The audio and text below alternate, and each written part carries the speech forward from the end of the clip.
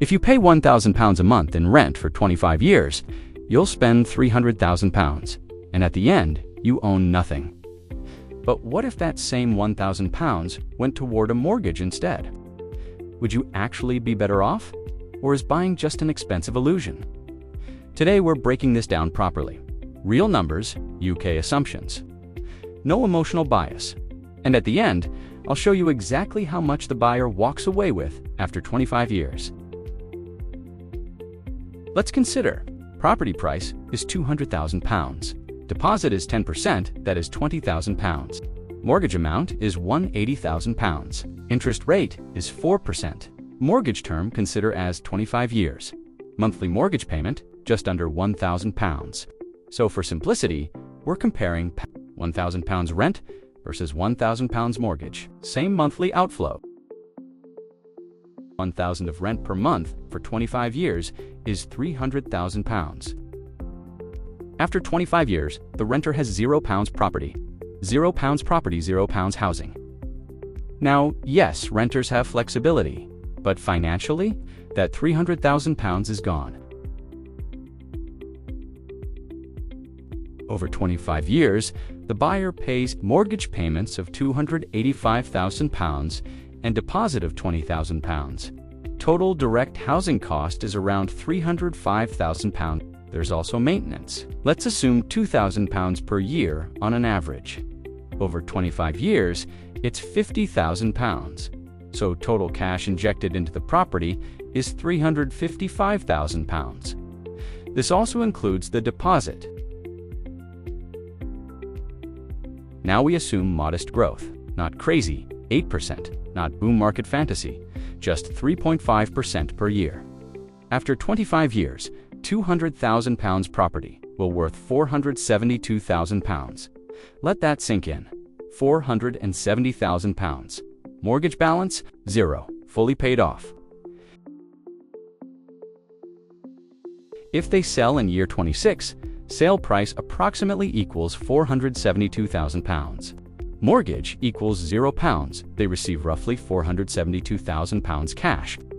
Now remember, buyers spend £55,000 more than renters, so even if we deduct that amount, buyers still have more than £400,000. Now let's challenge this, because markets don't always grow at 3.5%.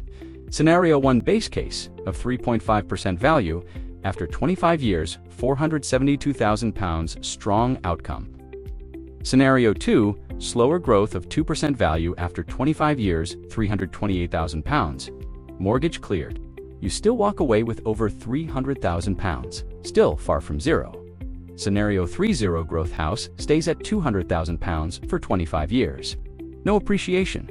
You still own £200,000 outright. You don't end at zero. Let's be balanced. Renting can win if you move every 2 to 3 years, you invest your deposit aggressively at 7 to 8%, you avoid lifestyle inflation, property prices stagnate, but realistically, most renters don't consistently invest the difference. That's behavioral finance. A mortgage forces discipline. Rent doesn't build assets automatically. Housing is leverage. You control the £200,000 asset with £20,000 over 25 years, inflation pushes asset values up. Meanwhile, your mortgage payment stays relatively fixed. Time does the heavy lifting. But here's the part nobody really explains properly. Let's say you rent for £1,000 a month, and let's say someone else pays £1,000 toward a mortgage. On the surface, they look equal, but they are not doing the same thing. When you rent, 100% of that £1,000 is gone. It's a pure expense.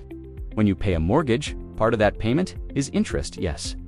But part of it is equity. You're slowly converting that £1,000 into ownership, even if it's small at first. And here's where it gets interesting. Let's say over 10 years, the renter pays £120,000 in rent, gone. The buyer pays £120,000 toward their mortgage, but maybe £35,000, £50,000 of that becomes equity. And if the property appreciates, that gap widens. Even modest 3 to 4% annual growth compounds aggressively over a decade. Now suddenly, the buyer hasn't just paid to live somewhere. They've built an asset. And here's the real difference. Rent payments end with zero leverage. Mortgage payments create leverage. Property appreciation works on the full property value, not just your deposit. If you put down £30,000 on a £300,000 house and it grows 5% in a year, that's £15,000 in value increase. You didn't earn 5% on £30,000. You effectively benefited from 5% on £300,000. That's the power of leverage. Now, of course, leverage works both ways. If property prices fall, it hurts. If interest rates spike, it hurts. If you need to move quickly, it hurts. Which is why this decision isn't emotional. It's mathematical and situational. And here's the mistake most people make. They compare monthly payments instead of comparing long-term net worth, and that's two completely different conversations. If two people both start paying £1,000 a month at age 30, at age 55, the renter owns nothing. The buyer can sell and walk away with somewhere between £200,000, £300,000, or nearly £470,000, depending on growth. Not because houses are magic, not because renting is stupid, but because owning assets for long periods usually beats paying for access. Buying isn't always better, but over 25 years, it's very hard to end at zero. If you can afford to buy responsibly and stay long-term, the maths quietly favors ownership. Pound 1,000 looks the same when it leaves your account. But it doesn't behave the same over decades. Most people don't have an income problem. They have a calculation problem. We question those calculations here. If you value clarity over comfort, subscribe.